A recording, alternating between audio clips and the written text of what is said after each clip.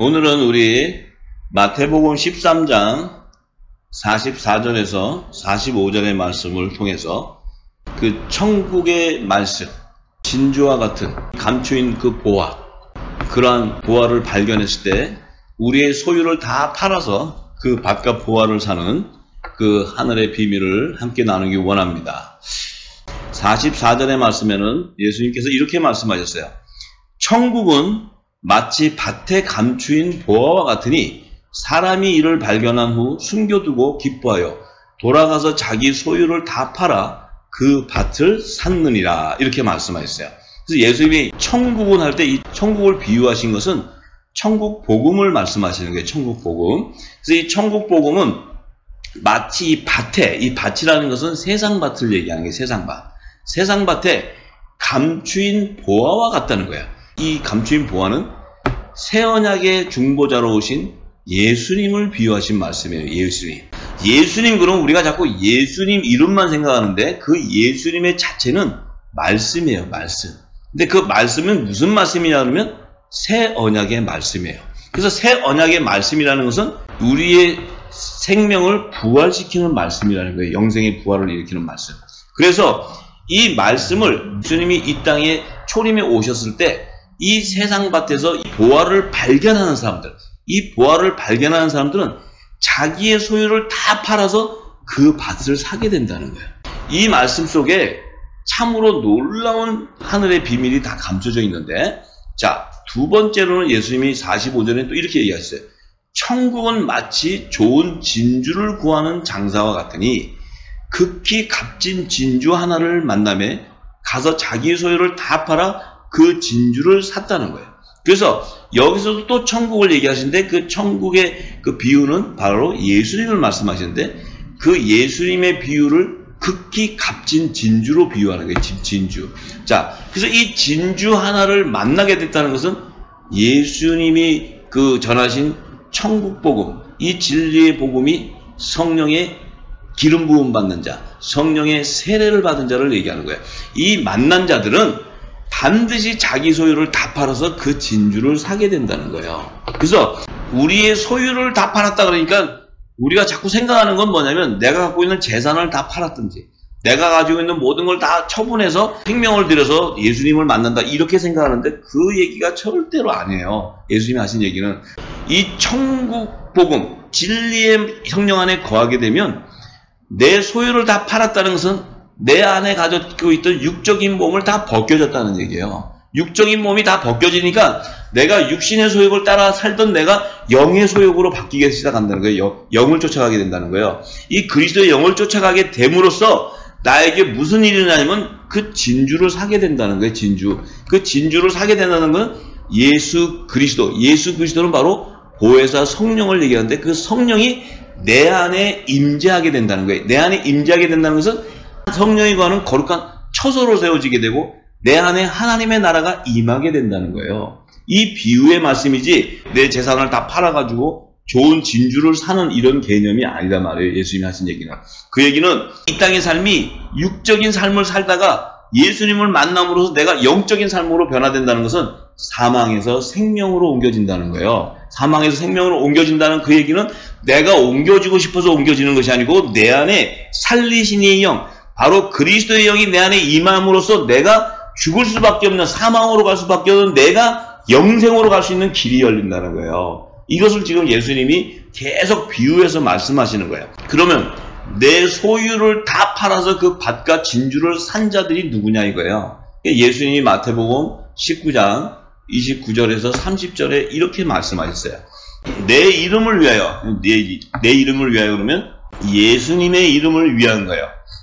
위에서 집이나 형제나 자매나 부모나 자식이나 전토를 벌인 자마다 여러 배를 받고 또 영생을 상속하리라. 그러나 먼저 된 자로서 나중되고 나중된 자로서 먼저 될 자가 많다, 이렇게 얘기하셨어요. 예수님이. 그러면 자, 예수님이 이렇게 말씀하실 때 예수님 이름을 위해서 내가 가진 소유, 집, 형제, 부모, 자식, 또 가지고 있는 전토, 이런 것을 버리는 자를 얘기해요. 버리는 자, 다 버리는 자. 이것을 또 잘못 오해를 하게 되면 내 부모도 다 버려버리고 내 형제 다 버려버리고 내 재산 다 팔아가지고 다 갖다 버려버리고 예수님을 쫓는다, 이런 얘기가 아니에요. 그것은 내 형제와 부모, 자식을, 전토를 다 버린다는 것은 예수님도 이렇게 얘기하셨어요. 예수님이 천국 복음을 전가했을 때 마리아와 예수님의 또 형제들이 있었어요. 그 형제들이 예수님을 찾아왔어요. 찾아왔을 때 제자들이 있어요. 예수님, 지금 마리아하고 형제들이 예수님 찾으러 왔어요. 이렇게 얘기하니까 예수님이 제자들에게 뭐라고 얘기하시냐면, 내 부모와 내 형제가 누구냐?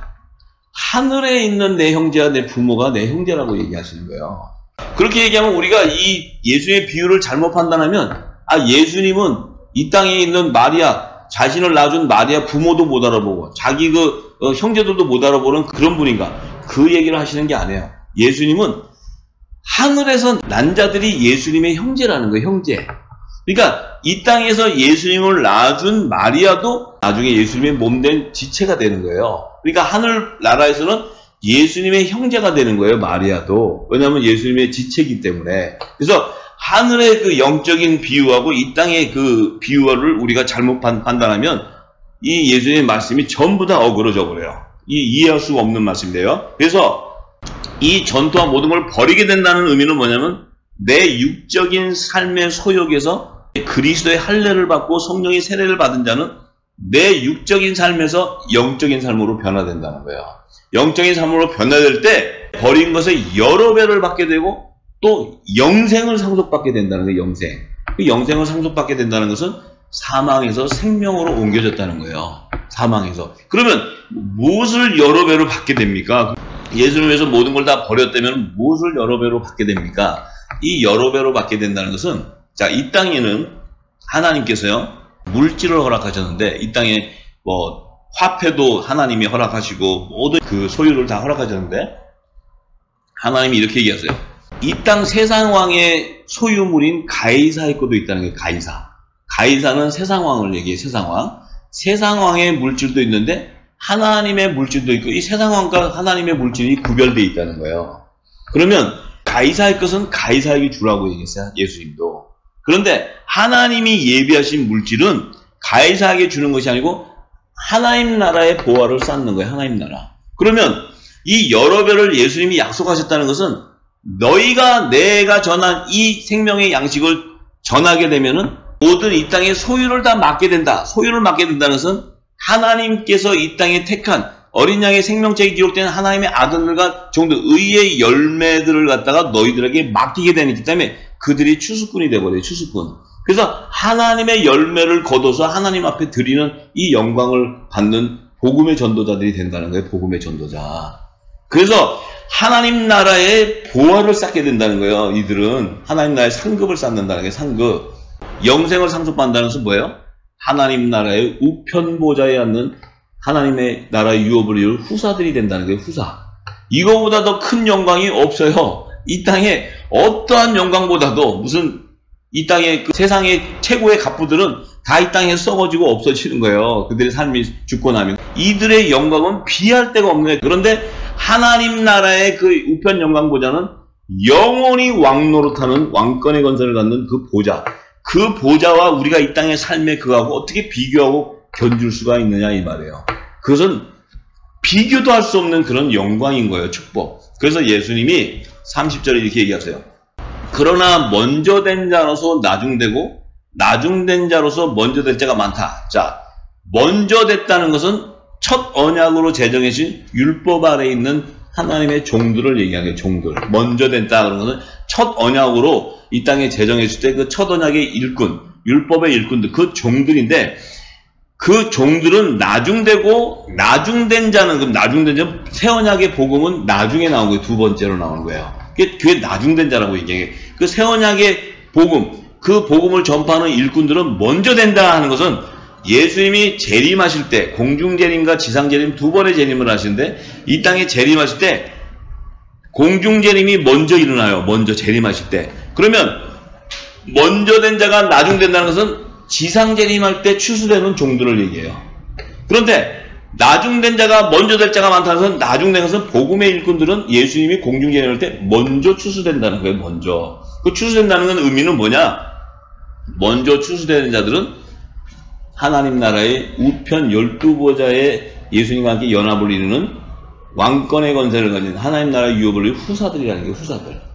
하나님의 아들들이라는 거예요. 이 영광은, 종들하고 아들들의 영광은 하늘과 땅의 차이예요. 그래서 이 나중된 자가 먼저 된 자가 많고 먼저 된 자가 나중된 자는 것은, 먼저 첫 언약의 율법 아래 있는 하나님의 종들은 예수님이 지상 재림할 때는 좌편 12보좌에 앉는 제사장의 직분으로 앉게 되는 거예요. 그래서 하나님의 아들들은 의의 직분의 영광을 받게 되는 것이고, 하나님의 종들은 지상 재림 때 제사장의 직분의 영광을 받게 되는 거예요. 그래서 영원한 하나님 나라에서 하나님의 종들은 하나님과 우편 12보좌의 하나님 나라의 유업을 이룰 후사들, 하나님의 아들들을 섬기는 제사장들로 사는 거예요. 영원히 종의 신분으로 사는 거예요. 그런데 하나님의 아들들은 그들을 다스리는 신분으로 산단 말이에요. 그래서 마태복음 19장 28절, 바로 이 앞에 28절에는 예수님이 나를 쫓는 너희들, 복음의 아들들, 나의 제자들, 예수님의 제자들은 우편 12보좌에 앉아서 이스라엘 12지파를 심판하는 권세를 받는다고 얘기하는 거예요. 그래서 바로 영원한 하나님 나라에서 이 하나님의 아들들은 예수님과 함께 왕권 상속을 받는 자들의 말, 상속을 받는 자, 하나님 나라의 유업을 받는 자들이에요. 그래서 그들은 제사장 신분 종들을 영원히 다스리는 자들이라는 거예요. 다스리는 자. 이 엄청난 축복, 이거는 이 땅의 축복이 아니고 하나님 나라는 이제 이 땅에 돌아가게 되면 영원한 거예요. 영원한 하나님 나라. 영원한 곳에서 우리의 신분이 확정된다는 거예요. 우리의 신분이. 그래서 이 축복을 주시겠다고 예수님이 약속하신 거예요. 너희가 자기의 소유를 다 팔아서 그 바깥 그 진주를 사는 자들은 바로 이 축복을 받는 자들이에요. 이들이 바로 율법 아래 있는 자들 가운데서 아들의 명분으로 세워지는 하나님의 나라의 유업을 후사들이고, 바알에게 무릎 꿇지 않고 남겨둔 7천인의 하나님의 아들들이 되고, 이 땅에서는 내 몸을 산제사로 드리는 영적 예배를 드리는 복음의 제사장들이 되는 거예요. 그리고 이들이 바로 새 언약의 일꾼들이 되며 이들이 의의 직분의 사명자들이 되는 거예요. 예수님이 이 축복을 주겠다고 약속하시는 거예요. 그러니까 우리가 그것을 모르면은 자꾸 지금 예수님이 이 천국의 비유를 하실 때 우리는 자꾸 이 땅에서 무엇을 내 것을 다 팔아가지고 이것을 하는 것이 아니고, 그 성령의 세례를 받고 진리 성령 안에 가면 예수님이 주시고 하나님 마지막 때 사명을 깨닫게 되기 때문에 그 사명을 이루는 자가 된다는 거예요. 그것을 우리가 잘 깨달아야 됩니다. 그래서 예수님께서 다 자기 소유를 팔아서 그 진주와 그 밭을 사는 자들은 이미 예수님이 마태복음 16장 21절에서 28절에 자기를 부인하고 자기 십자가를 지고 주님을 따르는 그들을 얘기하는 거예요. 그들을. 자, 그래서 마태복음 16장 21절에서 28절의 말씀에 참으로 놀라운 그 하늘의 비밀이 그 안에 담아놨어요. 예수님이. 자, 21절에 예수님이 이렇게 얘기하십니다. 이때로부터 예수 그리스도께서 자기가 이제 예루살렘에 올라가 장로들과 대제사장들과 서기관들에게 많은 고난을 받고 죽임을 당하고 제3일에 살아나야 할 것을 제자들에게 이제 그때서 가르치시는데, 예수님이 이제 예루살렘에 올라갈 때는 마지막 6월절 날 십자가에서 돌아가시는 그 주간에 올라가시는 거예요. 예수님이 마지막으로 이제 예루살렘에 올라가실 때, 그때 예수님이 제자들에게 가르쳐요. 자, 내가 이제 지금 헤롯 성전에 잘 섬기고 있는 장로들과 또 대제사장들과 서기관들 또 율법학자들, 이들을 통해서 내가 고난을 받게 되고 십자가에서 죽임을 당하게 될 거라고 얘기하세요. 죽임을 당하게 되는데 내가 제3일이 되면은 살아나게 될 것을 얘기해. 부활을 얘기하세요. 부활. 그러니까 제3일에 살아나는 거예요. 그러니까 예수님은 지금 이 얘기하실 때 모세에게 7절기, 여호와의 7절기를 제정해 주신 절기에 대한 그 비유를 얘기하시는 거예요. 예수님이 내가 6월절 날 이제 모든 그 세상죄를 짊어지고 가는 그 십자가에서 대속제물로, 화목제물로 내가 죽임을 당하고 나면 초실절이 제3일 되면 내가 신령한 몸으로 부활해서 부활의 천년명으로 살아나게 될 거다. 이 얘기를 하니까 제자들이 그걸 가만히 듣다가, 지금 이때는 언제예요? 시기가 예수님이 공생의 기간 3년 반이 다 끝나는 시간이에요. 그래서 다 이제 그 3년 반 동안 기적과 표적과 모든 천국의 비유의 말씀을 다 했는데, 제자들이 3년 반 동안 듣고 마지막 그 모든 그 공생의 기간의 결정체가 뭐냐면 내가 십자가에서 죽고 초실절에 부활할 거다, 이 얘기하신 거예요. 구원의 길을 얘기하신 구원의 길. 그런데 제자들이 그 많은 말씀을 3년 반 동안 듣고는 이게 무슨 얘기 하시는 거야? 못 알아듣는 거야. 왜요? 아직 보혜사 성령이 임하는 오순절날이 되지 않았기 때문에, 성령의 세례를 받지 않았기 때문에 이 제자들이 예수님과 함께 있었어도 그 뜻을 못 알아듣는 거예요. 예수님이 하신 말씀을. 그렇지만 예수님이 이 말씀을 던지시는 것은 너희가 보혜사 성령을 받게 되면 이제 그때서야 비로소 내가 누군가를 알게 된다는 거예요. 예수님이 제자들에게 가르치는 거예요. 그런데 이 얘기를 딱 하니까 베드로가, 그걸 딱 수제자 베드로가 듣더니 예수님을 붙들고 이렇게 간청해요. 예수님, 그러지 마세요. 이 일이 결코 예수님께 미치면 안 됩니다. 예수님이 왜 죽어요? 죽지 마세요. 예수님이 죽으면 우리는 어떻게 돼요? 이렇게 얘기하는 거예요. 아니, 우리가 지금 예수님 3년 반 동안 따라다닌 거는 예수님이 이스라엘의 왕으로 오셔서 이제 이 땅에서 통치하게 되면 우리도 예수님 밑에서 이 예수님 왕을 모시고 이 땅에서도 부욕해 살 것을 생각하면서 따라다녔는데, 예수님이 실컷 따라다니고 나니까 이제 내가 죽는다는 거예요. 이제 죽는데, 저 제사장들하고 대제사장들하고 장로들하고 그들에게 나를 죽이게 되고 내가 3일에 살아날 것을 얘기하니까 베드로가 절대 안 된다는 거예요. 그럴 수 없다는 거예요. 그러니까 베드로의 마음 안에 있었던 베드로의 생각이 드러나는 거예요. 생각이. 베드로를 사랑하는 수제자인데 베드로한테 예수님이 뭐라고 하시냐면, 사단아, 내 뒤로 물러가라. 너는 나를 넘어지게 하는 자다. 이렇게 얘기해버려요. 수제자로 세운 베드로가 예수님을 사랑해서 죽으면 안 됩니다 그랬더니 예수님은 사단이라고 그래요. 베드로한테. 사단아, 내 뒤로 물러가라는 거예요. 왜요? 왜 베드로가 사단이 됐어요? 베드로는 아직도 율법 아래에 있었기 때문에 7 귀신이 그 안에 가득하게 있는 거예요. 베드로 안에. 베드로 안에는 사단이 아니고 귀신들이 우글우글해요. 왜 그래요? 하나님의 나라가 아직 베드로 안에 임하지 않았기 때문에. 성령이 아직 베드로 안에 임하지 않았고, 성령이 베드로 안에 있는 모든 귀신들을 결박해서 쫓아야 되는데 그 오순절날이 다가오지 않았기 때문에 베드로는 이 땅의 육적인 생각을 가지고 말하고 있는 거예요. 예수님한테. 예수님 절대로 돌아가시면 안 된다. 이렇게 얘기했어요. 그러니까 예수님이 사단아, 내 뒤로 물러가라 하시면서, 베드로야, 네가 하나님의 일을 생각하지 아니고 도리어 사람의 일을 생각한다고 이렇게 꾸짖으세요. 그러니까 예수님은 베드로를 미워한 것이 아니고 베드로 안에 있는 그 귀신을 향해서 예수님이 꾸짖었던 거예요. 예수님이. 그러니까 예수님이 베드로한테 너는 하나님의 일을 생각하지 아니하고 사람의 일을 생각한다고 꾸짖었어요. 그러면서 제자들에게 예수님이 이렇게 얘기하세요. 아무든지 누구든지 나를 따라오려거든, 나를 따라온다는 것은 너도 죽고 3일 만에 살아나는 길을 오려면은 얘기하는 거야. 너도 유월절에 나같이 죽고 소실절에 부활하는 이삭의 첫 단을 얘기하는 거예요. 이삭의 첫 단. 요셉의 단을 얘기하는 거예요. 요셉의 단. 7천인의 하나님의 아들들을 얘기하는 거예요. 너희가 그들이 되려면은 자기를 부인하고 자기 십자가를 지고 나를 쫓으라는 거예요. 자, 이 말씀이 굉장히 중요한 말씀이에요. 자기를 부인하라니까 우리는 우리 삶 가운데 나를 부인하려고 그래요. 우리는 우리 자신을 부인할 수 있는 능력이 없어요. 우리는 우리가 부인한다면 거짓말하는 거예요. 거짓말. 우리는요, 작심삼일이라고 그러잖아요. 오늘 결심을 했다가도 바뀌어버려요. 사람 생각은. 마음이 바뀌고 물질에 따라 바뀌고 자기의 그 신념에 따라 바뀌고 자기의 이익에 따라 바뀌는 거예요. 사람은 전부 다. 그런데 자기를 부인하라는 거예요. 그럼 어떻게 해서 부인할 수 있습니까? 성령의 인치심, 육적인 몸을 벗는 그리스도 할례를 받지 않고서는 절대로 부인할 수가 없어요. 근데 그 육적인 할례를 받으려면 성령의 약속을 받은 자야 되고, 성령의 약속을 받은 자면 반드시 성령의 세례를 통해서 하나님의 나라의 비밀을 다 소유하게 되는 거예요. 예수님이 하신 말씀의 뜻을 다 알기 때문에 내 안이 거룩한 성전이 되어버리는 게 성전. 예수님의 몸과 같은 그런 성전이 되어야지만 자기를 부인할 수 있어요. 예수님도 이 땅에 의의 직분자로 화목제물로 오셨어도 우리의 육신과 똑같이 성육신하셔서 우리의 몸을 갖고 있었기 때문에 부딪히면 아프시고 또 잡수셔야 되고 또 대소변도 다 보셔야 되고 똑같은 성정을 갖고 있기 때문에 예수님 역시도 자기를 육신의 몸을 있기 때문에 부인하지 못해. 그렇지만 예수님 안에는 거룩한 성전으로 세워져 있고 성령의 한량없는 기름 부으심이 있고 새 언약의 말씀이 가득해 있기 때문에 예수님은 자신을 부인하고 십자가의 길을 갈 수 있는 거야. 그게 갈 수 있는 거지 예수님이니까 십자가의 길을 마음대로 갈 수 있는 게 아니란 말이에요. 그러니까 제자들에게 이제 너희도 나같이 오려면은 너희를 부인해야 되는데 자기 나를 쫓아와야 되는데 자 누구든지 제 목숨을 구원코자 하면 잃어버린다는 거예요.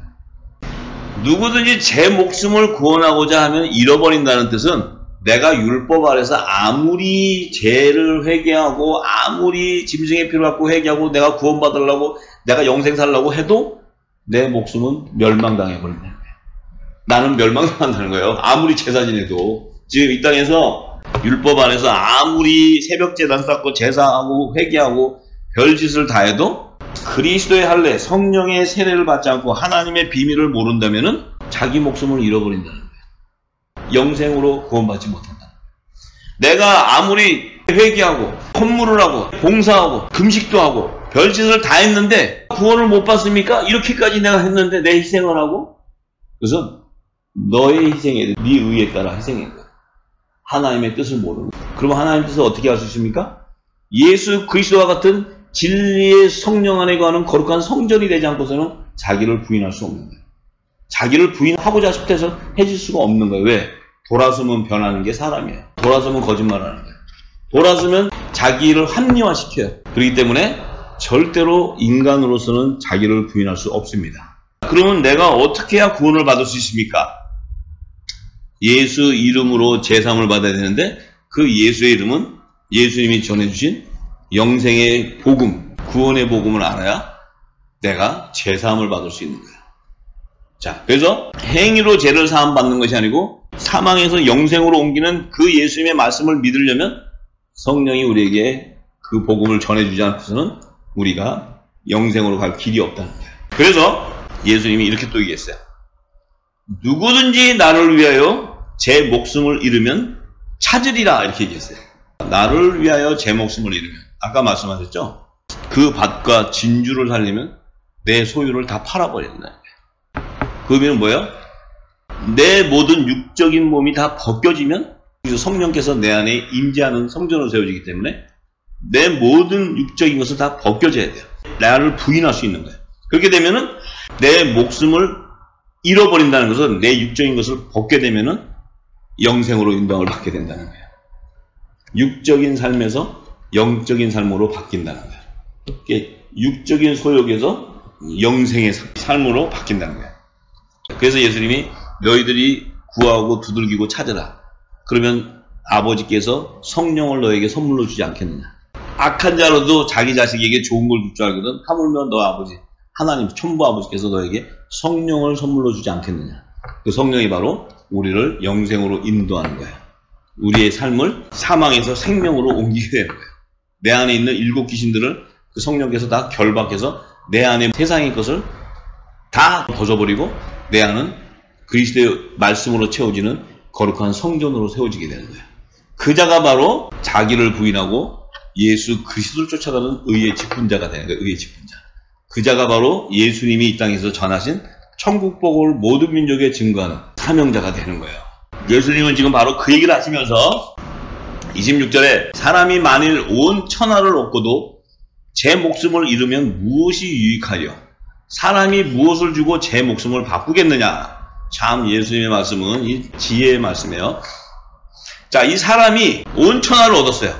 진시황이라든지 애굽의 그 바로왕이라든지 그 피라미드를 세우고 그들은 불로초를 먹고 하는 것은 천하의 모든 세상의 권력을 다 잡고 영생을 살려고 노력한 사람들이에요.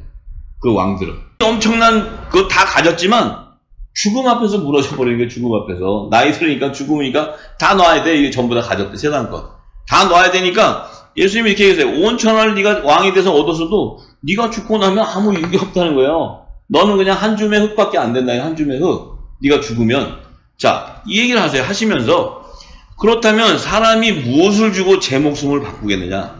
내가 돈을 주고 내 목숨을 영생을 살 수 있는 것도 아니고 내가 무슨 어떤 행위로 아니면 내가 무슨 어떤 그 도덕적인 관념에서 또 신앙인으로서 또 내 삶에 금식하면서 회개하면서 이런 삶을 살면서 그 행위를 통해서 내가 내 목숨을 바꾸겠냐면 바꿀 수 없다고 얘기하는 거예요. 오직 예수님이 자기를 부인하고 자기 십자가를 쫓아올 수 있는 것은 성령으로 말미암지 않고는 못 쫓아온다는 거예요. 성령의 세례를 받지 않고서는 그리스도의 할례, 육적인 몸을 벗는 그리스도의 할례를 받지 않고서는 자기를 부인할 수 없고 자기 십자가를 지고 나를 쫓아올 수 없다는 거야. 그렇다면 우리가 갈 수 있는 나는 길이요 진리요 생명이라 하신 그 길을 가기 위해서는 성령의 기름 부음을 받아야 되고 예수님이 하신 그 말씀을 깨달아야 되는 거예요. 진리의 성령 안에 거할 때 예수님이 오셔서 영생의 부활을 일으키는 천국의 비밀한 창세전에 감춘 하나님 나라의 모든 비밀을 소유하는 자가 되는 거예요. 그 소유하는 자가 되면 내 자신이 부인하려고 부인하는 게 아니고 내 삶이 그리스도의 삶이 되는 거예요. 그리스도의 삶. 작은 예수의 삶이 돼요. 이 땅에서 예수님의 거룩한 신부가 되는 거예요. 신부가. 자, 그래서 예수님과 같이 우편 영광 보좌에 앉는 후사가 되고 하나님의 아들이 되는 성령의 인치심을 받게 되는 거예요. 자, 그런데 예수님이 27절에 더 중요한 말씀을 하세요. 자, 인자가 아버지의 영광으로 그 천사들과 함께 오리니. 자, 예수님이 지금 내가 죽고 3일 만에 살아날 걸 얘기하시고 지금 27절에는 재림하실 때를 얘기해요. 재림하실 때. 인자가 아버지의 영광으로 그 천사들과 함께 올 때. 자, 재림하실 때 그때에 각 사람의 행한 대로 갚게 되는데 진실로 너희에게 이르는데 여기에 섰는 사람들 중에 지금 그 예수님이 말씀하는 그 제자들 중에 너희들이 죽기 전에 인자가 왕권을 가지고 오는 것을 볼 자들도 있다고 얘기했어요. 자, 이 말씀이 굉장히 어려운 말씀이에요. 지금 이 말씀을 하실 때는 아직 예수님이 6월절날 십자가에 돌아가시기도 전이에요. 돌아가시기도 전이고 예수님이 내가 이제 죽는데 3일 만에 부활할 것이다 얘기하시고 27절에는 내가 천사들과 함께 재림할 때 각 사람들의 행한 대로 갚게 되는데 너희들 중에 너희들 죽기 전에 그 인자가 재림할 때 그 왕권을 가지고 오는 것을 볼 자가 있다고 얘기하는 거예요. 아, 그러면 예수님이 지금 이때는 그 2000년 전이고 또 2000년 후에 예수님이 재림하시는데 아, 그때 있었던 제자들은 다 죽었잖아요. 지금 그때 2000년 전에 있던 제자가 살아있는 제자가 어디 있어요? 아무도 없잖아요. 그죠? 그런데 왕권을 가지고 오는 것을 볼 자가 있다고 얘기했어요. 자, 그러면 그 왕권을 가지고 오는 것을 볼 자가 누구냐는 거예요. 이제 요한복음 21장에 18절에서 23절의 말씀에 예수님은 다 증거해놓고 가셨어요. 이렇게 얘기했어요. 내가 진실로 진실로 너에게 이르노니 젊어서는 내가 스스로 띠를 띠고 원하는 곳으로 다녔거니와 늙어서는 내 팔을 벌리니 남이 내게 띠 띄우고 원치 아니하는 곳으로 데려가리라. 예수님이 이렇게 얘기했어요. 그러니까 너희들이 지금 젊었을 때 힘이 있고 원기 있을 때는 막 돌아다니고 네 마음대로 그냥 막 주의 일을 한다고 그러고 쫓아다니고 네가 성경 복음 전한다고 쫓아다니지만 네가 이제 나이 들어서 늙어서 되면은 남이 내게 띠 띄우고 네가 원하지 않는 곳으로 데려간다는 거야. 네가 네 뜻대로 가지 않고 다 원치 않은 곳으로 데려가는데 이 말씀을 딱 하니까 베드로가 그걸 딱 알아들었어요. 예수님 하신 말씀을 딱 알아듣고 이 말씀을 하시면 베드로가 어떤 죽음으로 하나님께 영광을 돌릴 것을 가르치십니다. 베드로가 이거 순교하는 걸 얘기하는구나 이게 딱 아는 거예요. 베드로가 예수님이 그 얘기하니까 지금 예수님이 이거 순교하는 걸 어떤 죽음을 얘기하는 건데 그리고 그 순교를 통해서 하나님께 영광을 돌리는 것을 얘기하는구나. 그리고는 이 말씀하시고 베드로에게 예수님이 이렇게 얘기했어요.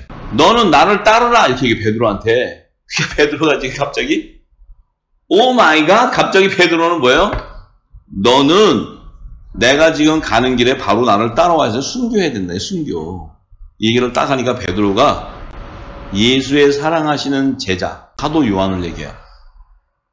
사랑하는 제자가 따르는 것을 보니 그런 만찬석에서 예수님의 품에 의지하고 또 주여 주를 파는 자가 누구니까 이렇게 묻는 자 이 사도 요한을 예수님이 사랑했어요.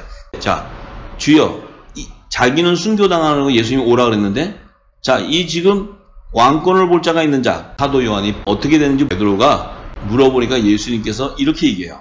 자 내가 올 때까지 그 사도 요한을 머물게 하고자 할지라도 베드로야 너하고 무슨 상관이야? 너는 날 그냥 따라와 이렇게 얘기하시는 거야. 이 지금 말씀을 직역해 풀면은 그러면 지금 요 말씀 안에 사도 요한은 순교당하지 않을 것을 얘기하는 거예요. 예수님이 내가 올 때까지라는 거 아까 그랬죠? 왕권을 가지고 오는 것을 볼 자가 있다 그랬죠? 볼 자가 있다가 그러니까 그 볼 자는 사도 요한이라는 거예요. 사도 요한. 그러니까 베드로가 지금 딱 그 말을 듣더니 마음에 상함이 왔어요. 그러니까 23절 이렇게 해요.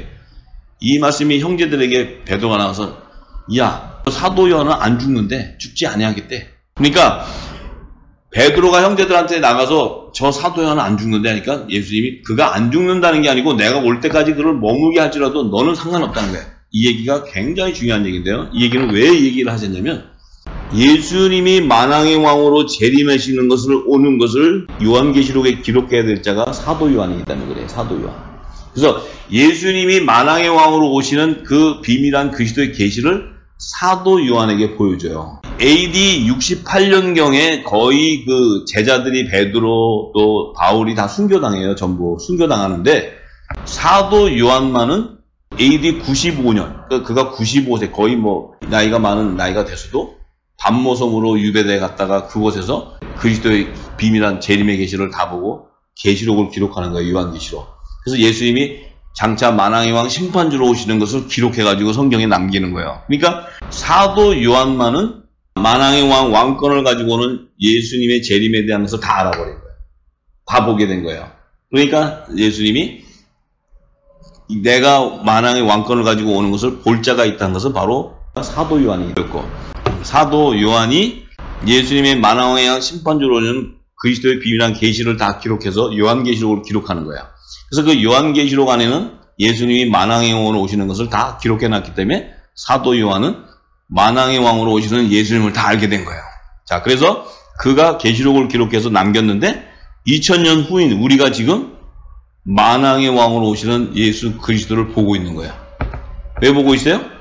요한계시록의 예언이 다 풀어졌기 때문에 다 예수님이 언제 오실 것까지 다 알고 있기 때문에 볼 자가 있다 하는 것은 바로 사도 요한뿐만 아니고 우리를 향해서도 하시는 말씀이에요.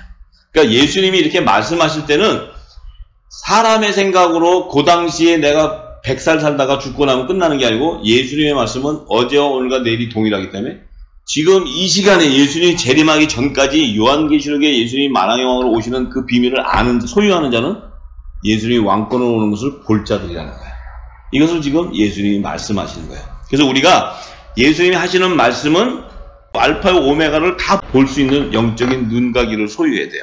그래서 우리가 그것을 볼 줄 모르면 자꾸 그 제한적인 예수님을 보게 돼요. 2000년 전에 하신 그 시대, 그 한정적인 것을 보기 때문에 성경은 풀 수가 없는 거예요. 그래서 우리가 이 얘기를 할 때 창세기에 기록했던 그 구속사에 대한 비밀도 또 예수님이 사복음서에서 오셔서 하셨던 구속사의 비밀과 또 요한계시록에 기록했던 구속사의 비밀이 따지면은 거의 7000년 기간, 6000년이 넘는 기간이 되지만 예수님이 말씀하신 것은 한 경점이에요. 같은 한 시간을 얘기하는 거예요. 그러니까 하나님의 시간하고 우리의 시간하고는 다른 거예요. 차이가.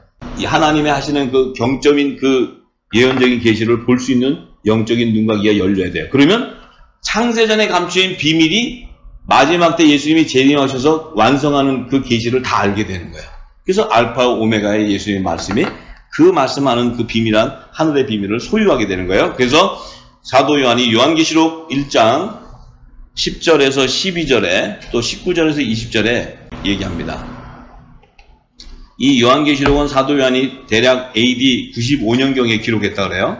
그가 밤모섬에 있을 때 기록했는데 그 비밀을 이제 요한계시록으로 기록했는데 그때 이렇게 해준 거예요. 주의 날에 내가 성령에 감동하여. 자, 주의 날에 그러면 예수님의 재림의 날을 얘기해. 재림의 날. 그리스도의 계시의 날. 내가 성령의 감동. 이게 지금 예수님의 재림의 날은 2000년 후에 오실 때인데 2000년 전에 지금 사도 요한에게 성령이 감동해서 보여주는 거예요. 재림하시는 거를. 보여줄 때 그 뒤에서 나는 나팔 소리와 같은 큰 음성을 듣어요. 이게 예수님의 음성이에요. 음성. 그래서 예수님이 자 네가 책을 써서 에베소, 서머나, 버가모, 두아디라, 사대, 빌라델피아, 라우디게아 7교회에 보내라는 거예요. 근데 너가 본 것이 뭐냐면은 그 몸을 돌이켜 그 음성을 알아보려고 돌이킬 때 7 금초대를 보았다는 거예요. 7 금초대.